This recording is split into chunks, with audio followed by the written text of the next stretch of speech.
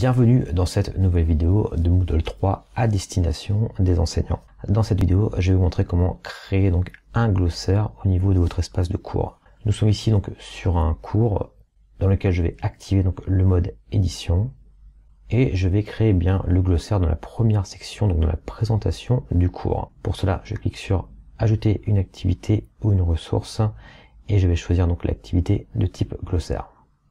Au niveau du nom, je vais simplement noter glossaire. Je vais ajouter donc une description à ce glossaire que je vais afficher donc directement sur la page.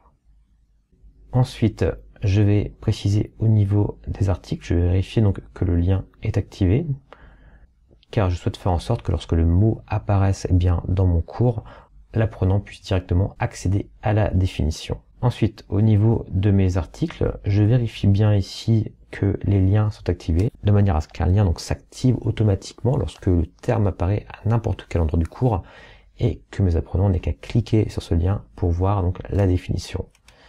Je ne vais pas modifier les autres paramètres et je clique sur enregistrer et afficher. Maintenant, pour ajouter un nouvel article, je vais simplement cliquer sur le bouton en question et là, je vais donner la définition par exemple de Moodle.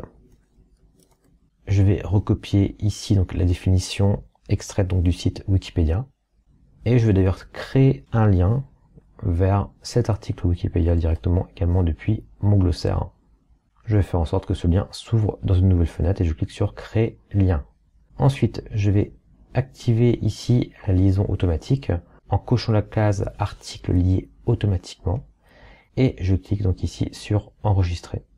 Comme je peux le constater, donc le terme Moodle apparaît bien ici dans mon glossaire. Maintenant, si je me rends au niveau de la présentation du cours, je vais par exemple retrouver ici ce terme avec un point d'interrogation. Lorsque je vais cliquer sur ce point d'interrogation, la définition donc apparaîtra et mes apprenants pourront de cette manière accéder aux définitions sans se rendre à aucun moment finalement dans le glossaire s'ils le souhaitent. Vous savez maintenant comment créer un glossaire et lier automatiquement les articles depuis vos espaces de cours Moodle.